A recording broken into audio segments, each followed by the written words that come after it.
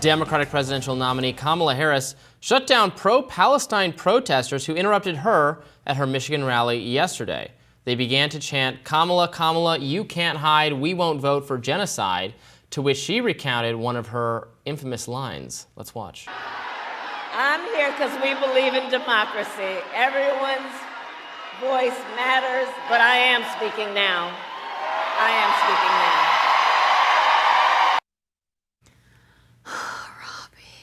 Yeah, so I think she said, at one point she said, you want to help elect Donald Trump, keep interrupting me, right? That was the line? She said, if you want Donald Trump to win, then say that. Otherwise, I'm speaking now. Ugh. So, yeah, the idea that's not going to go over well. Right. If I know pro-Palestinian people on the left, they're not going to appreciate that very much, am I right? It's not going to go over well. It's already not going over well. And I think that people know, there's a lot of people in my replies on Twitter right now saying, hey, like, she's the most pro-Palestine candidate. She's the one that called for a ceasefire. And it's like, listen, she needs to call for an arms embargo. She met with organizers about that. She indicated she was open to that. And then she sent 2 of her staff leaders to talk with some of these organizers.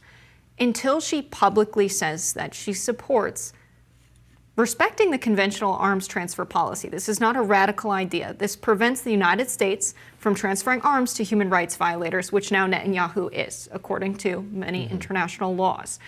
That's not radical. That's an easily defensible position. She's called for an immediate ceasefire. We want a permanent one. These are 2 policies that are extremely popular in the United States and very defensible. And the fact that she didn't use this opportunity to address their immediate concerns was such a huge misstep. The only way she can recover from this is this week saying that she supports those 2 things. Yeah, not only did she fail to address their concerns, I mean, she clearly holds them in contempt. I mean, I've been saying this for a while. I do not personally expect Kamala Harris to have a more progressive Israel policy than Joe Biden. In fact, it would not surprise me if her policy is even more pro-Israel. Where this remains to be seen, but she is part of the administration that has engaged in all of the vigorous support of Netanyahu and of Israel since October 7th, and prior, obviously, to that.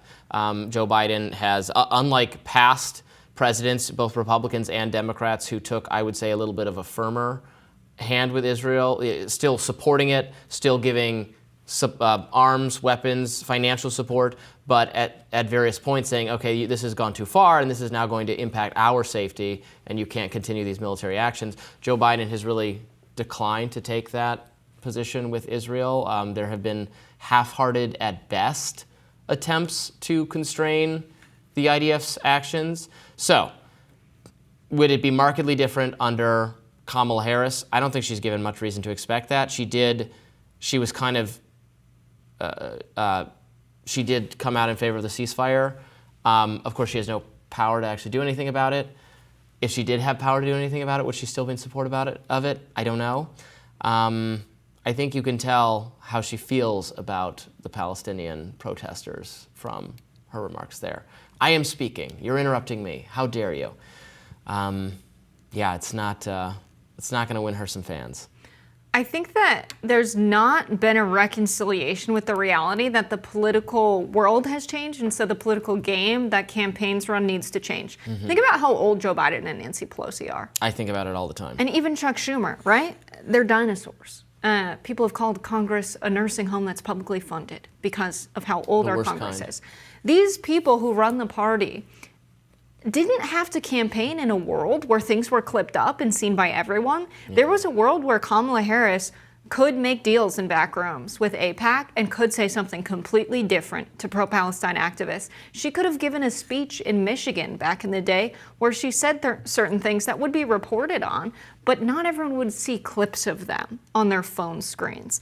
And this is a world where she needs to make a public stance, and for some reason there's a calculation happening that instead her public stance will be what satisfies people like AIPAC, people who are pro-Israel major donors, and that maybe people who are close to her on her campaign see that as more of a liability than what public opinion polling shows, which is that actually supporting a permanent ceasefire and peace in the Middle East is very popular, and not giving weapons to Israel is very popular. And let's pay close attention to what she actually said. She said, if you want to help elect Trump, continue interrupting me, something of that nature.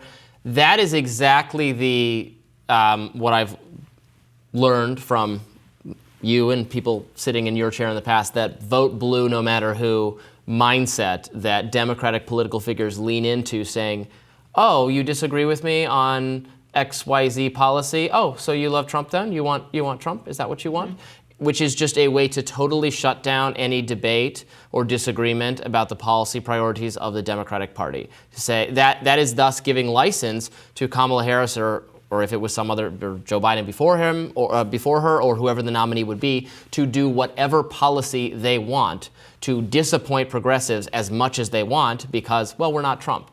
Mm-hmm. And whether that continues to be persuasive, or was ever particularly persuasive, continues to be effective for people on the progressive left, for activists, for people who are very upset with these policy prescriptions, who think Joe Biden is complicit in genocide, certainly remains to be seen. But it should not be encouraging, I think. I don't mean to speak for progressive activists. I'm certainly not one, but I talk to, from doing this show, talk to enough people on the left mm-hmm. to understand that is perceived as a deliberately insulting rhetorical tactic to say, oh, so you must want Trump then. It really turns them off. Yeah, and I think maybe not just them. People who grew up during the Vietnam War era and those protests, these are anti-war protesters. To see someone treat people advocating for peace at a time when there's mass genocide that's American funded is not the time to be condescending.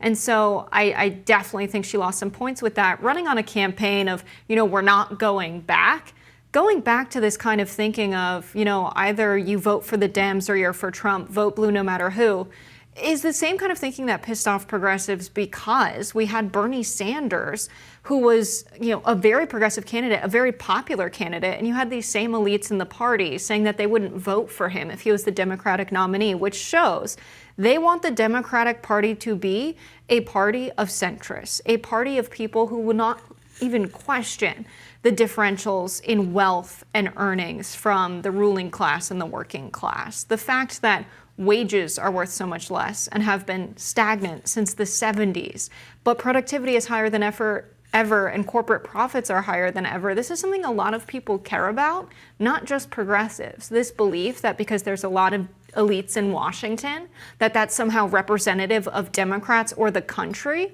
is ridiculous, because we've seen that actually taxing wealth and equalizing this is extraordinarily popular.